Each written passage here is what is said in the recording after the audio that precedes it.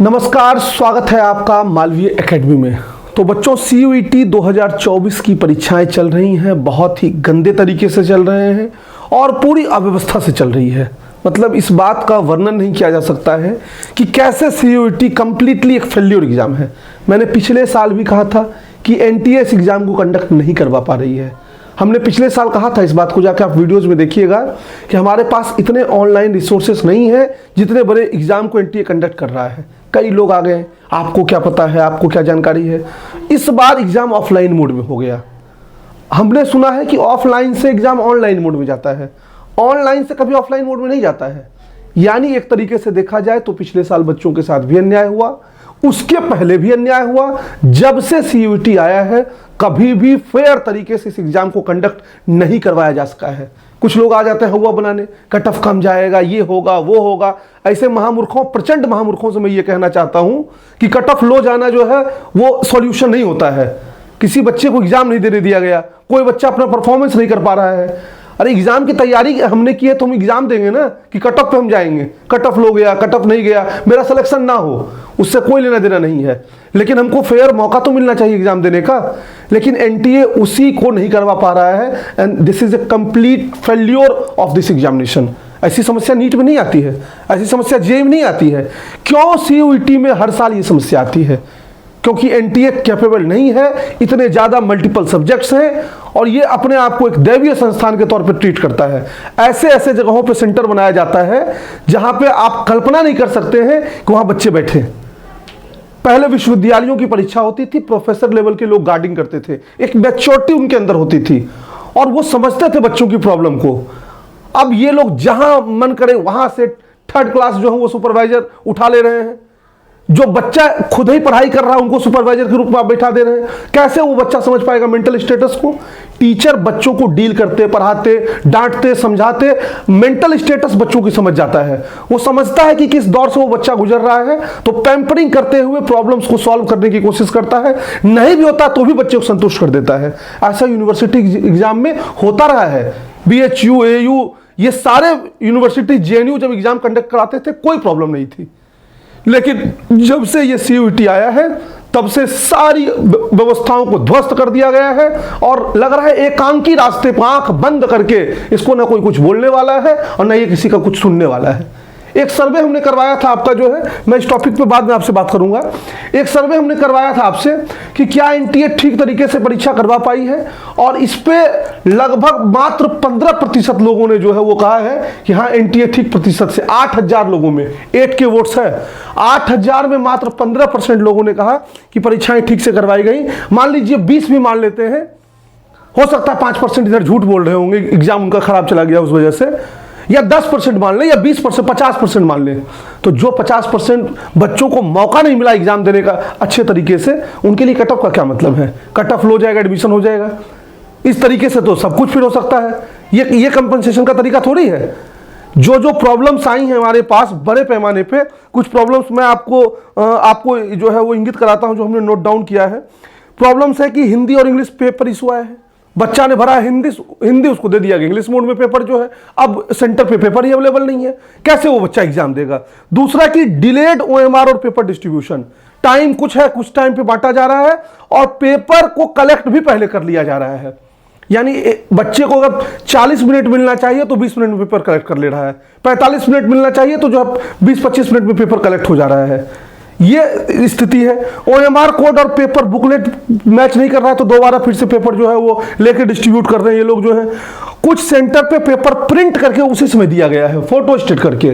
कुछ सेंटर्स पे जो है बच्चों का विरोध होने पे उनके साथ मारपीट की घटनाएं भी जो हुआ सामने आई है। ऐसे कमेंट्स हम लोगों को मिल रहे हैं इस कमेंट बॉक्स में जो है। और कुछ सेंटर्स पे तो मैंने खुद ही विजिट किया और आपके समक्ष वीडियो भी, हम केवल वैसे शिक्षक नहीं है जो स्टूडियो में बैठ के आपको वीडियो दे रहे हैं। आप देख रहे हैं कि हम ऑन ग्राउंड जाके लोगों से बात कर रहे हैं, बच्चों से बात कर रहे हैं, प्रशासन से बात कर रहे हैं और फिर आपको ये सारी बातें बता रहे हैं। और ये पहला साल नहीं है, 3 साल ऐसी स्थिति रही है। और चाटुकारों को लगेगा, एक चाटुकार टाइप का जो है अभी कुछ देर पहले इंसान आया भी था, इसी में एक चाटुकार टाइप का महारथी आया था, देख लीजिए। ऐसे चाटुकारों को क्या कहा जाएगा? ये ऐसे चाटुकारों को एडमिट कार्ड हमेशा सिटी इंटीमेशन स्लिप के अकॉर्डिंग होता है, आपको हर बात का इशू बनाने का आदत है। अरे आदत तो हमको रहेगा ही, तुम जैसे मूर्ख नहीं है ना, तुम कुछ भी कह सकते हो, तुम चाटुकारिता की प्रकाष्ठा को क्रॉस कर चुके हो। और ये वो लोग हैं जिनकी वजह से देश में समस्याएं ठीक नहीं होती हैं। इनके लिए समस्या हो गई तो कोई मतलब नहीं, उसका ठीक आंख बंद कर सॉल्यूशन हो जाएगा। हमने एक बार भी नहीं कहा एग्जाम की बात, अभी तक आपसे नहीं कहा है। कुछ चीजें मैं प्रैक्टिकल ग्राउंड पर आपसे बात करना चाहता हूं। ये तो मान लीजिए प्रॉब्लम था, आप कमेंट बॉक्स में जाएंगे, आपको प्रॉब्लम दिख जाएगी, प्रॉब्लम है या नहीं है। अब मैं आता हूं वापस इस टॉपिक पे कि क्या दोबारा एग्जाम होना चाहिए। दो ग्राउंड है, अगर चाहिए में जाएंगे तो उत्तर तो बिल्कुल हाँ आएगा कि हाँ एग्जाम को कंडक्ट कराना चाहिए। लेकिन अगर रियल ग्राउंड पे जाएंगे बाबू, मैं आपको कोई झूठा आश्वासन नहीं देना चाहता हूं, आपको कोई होप नहीं क्रिएट करना चाहता हूं, तो रियल ग्राउंड पे जाएंगे तो लगभग ना के बराबर चांस है, लगभग ना ही मान के चलिए, लगभग क्या, इसको ना ही मान के चलिए, रिकंडक्ट दोबारा एग्जाम नहीं होगा।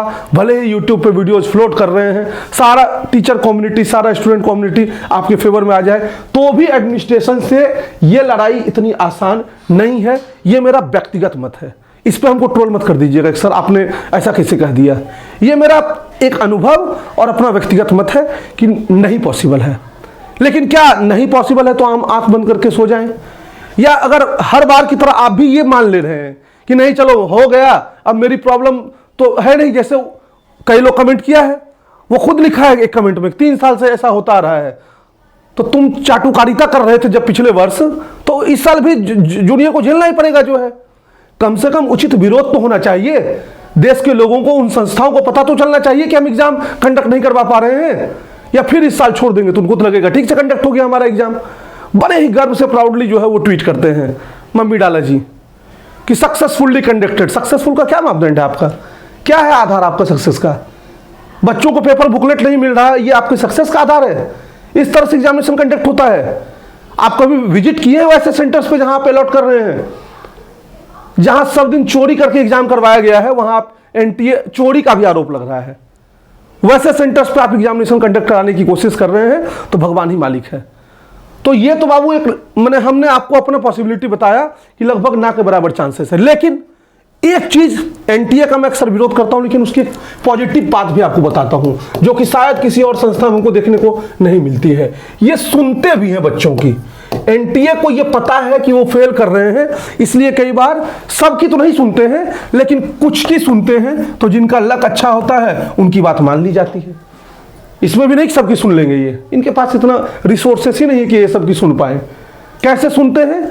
आपको जो भी प्रॉब्लम्स हुई है, एक वेल मैनर में अपनी प्रॉब्लम्स को आप एनटीए को मेल करिए कि हमारे साथ ये प्रॉब्लम हुआ, हमारा ये रोल नंबर था, हमारा ये जो है वह फलाना सेंटर था, इस सेंटर पे हमारे साथ ये प्रॉब्लम हुई है, आप सीसीटीवी फुटेज चेक करा लीजिए, न समय से हमको कॉपी मिला है और समय से पहले कलेक्ट भी कर लिया गया है, बायोमेट्रिक अटेंडेंस चल रहा है, आप उस अटेंडेंस को भी चेक करिए।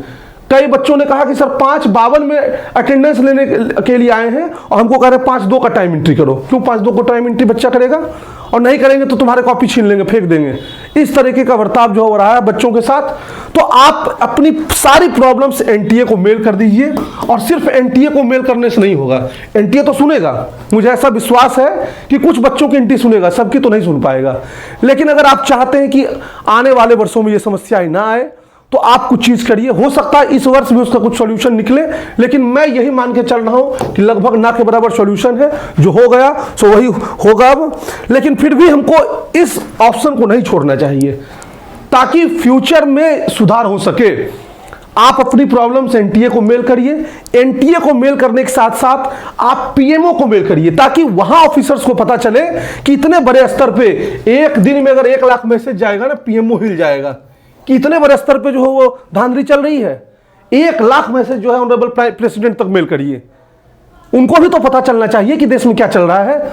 आपको लगता होगा कि वो सोशल मीडिया चला के देख, नहीं भाई, पूरा देश उनको चलाना है, नहीं सूझ है उनके पास, इतना नहीं वो देख पा रहे हैं, और हर बात को वो इतनी सीरियसली भी नहीं ले पा रहे हैं, क्योंकि उन तक जो मैसेज पहुंचाया जा रहा है वो ये पहुंचाया जा रहा है कि सब चंगा सी, थोड़ा बड़ा प्रॉब्लम आया है, हाँ तो 16 लाख 17 लाख बच्चे एग्जाम देंगे, 20 लाख बच्चे एग्जाम देंगे, तो 100-200 के साथ प्रॉब्लम आ भी जाता है। तो ये इग्नोरेंस वाली ही जो है वो, आप भी उस जगह पे होंगे तो आप भी वही काम करेंगे। ऐसा नहीं कि आप 100 बच्चों में 100 जो है वो ठीक कर देंगे सबका, तो थोड़ा बहुत इग्नोरेंस वाला आता है, लेकिन जब बड़े पैमाने पे मिल जाएगा तब इनको ये समझ में आएगा कि नहीं, ये चीज़ें जो है वो सही नहीं है। जितना भी इन लोगों के एक्स के अकाउंट हैं, अभी तो पूरा चुनावी सभा चल रहा है, हर 10 मिनट पे ट्वीट आ रहा है। आप भी जो है जब एग्जाम आपका खत्म हो जाए, अभी जिनका एग्जाम है पहले एग्जाम दीजिए अच्छे से, एग्जाम जिनका जिनका खत्म हो चुका है, और उसके बाद लगातार 1 वीक तक, पूरे वीक जो है हर ट्वीट में आप उनके, हर एक्स में अकाउंट में जो है, हर इंस्टा मैसेज में वही पेस्ट जो है करते जाइए, वही मैसेज को डालते जाइए कि ये प्रॉब्लम हमारे साथ हुई है।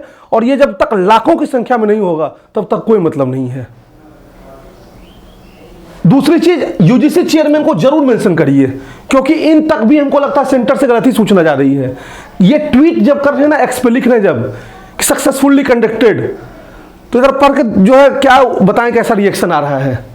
मतलब इन तक भी जानकारी सेंटर वाले सही नहीं पहुंचा। कोई आपको लगता है सेंटर वाले अपनी गलती मानेगा? नहीं मान रहा है सेंटर वाले अपनी गलती, वो उनको कन्वे कर रहा है सब कुछ ठीक है, कुछ उपद्रवी तत्व जो है ऐसा कर रहे हैं, ऐसा ही मैसेज कन्वे हो रहा होगा।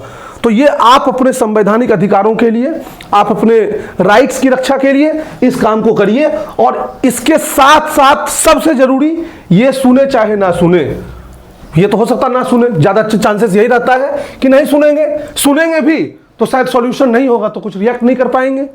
कम से कम देश की जनता को पता चलना चाहिए कि अन्याय हो रहा है।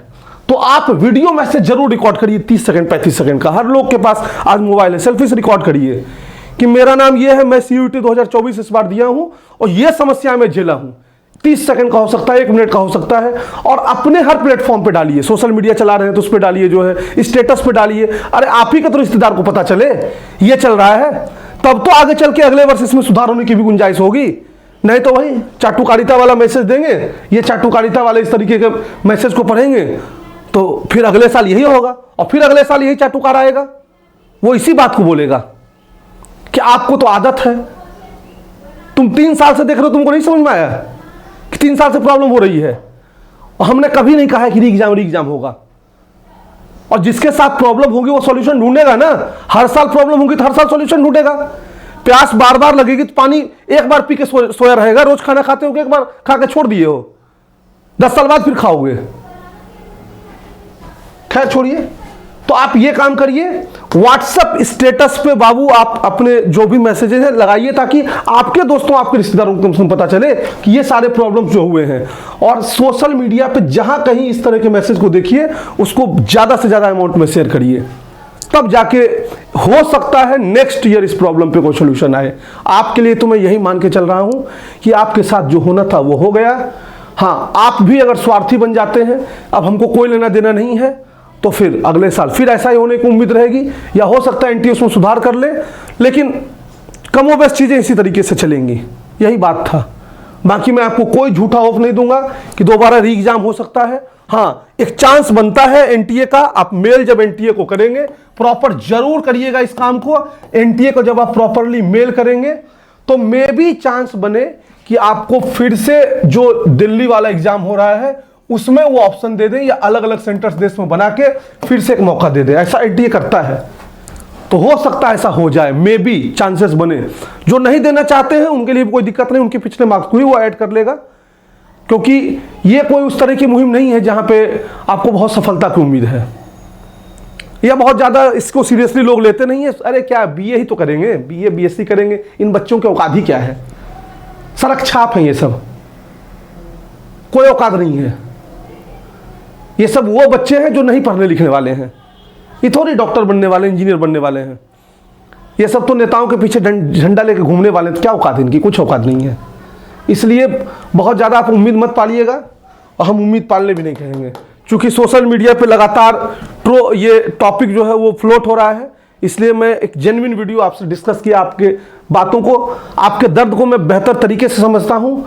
लेकिन बाबू कोई सॉल्यूशन नहीं है, इस बात को भी आप लिख के चलिए। सॉल्यूशन बस एक ही है जो मैंने आपको बताया। मेल करिए ज़्यादा से ज़्यादा मात्रा में, देश को, लोगों को जानकारी दीजिए। कुछ चमत्कार हो जाए तो चीज़ें बदल सकती हैं, नहीं तो आप मान के चलिए जो हो गया सो हो गया। भविष्य में सुधार के लिए आप अगर प्रयास कर सकते हैं तो करिए, नहीं करना चाहते तो मत करिए। All the best, love you all. और बिल्कुल टूटना मत, क्योंकि लाइफ एग्जाम के बियॉन्ड है, लाइफ पढ़ाई के बियॉन्ड है। केवल पढ़ाई तक ही जीवन सीमित नहीं है। आप अपने जीवन में मेहनत करते रहें, आगे बढ़ते रहें, मेरी यही शुभकामनाएं हैं। All the best, thank you.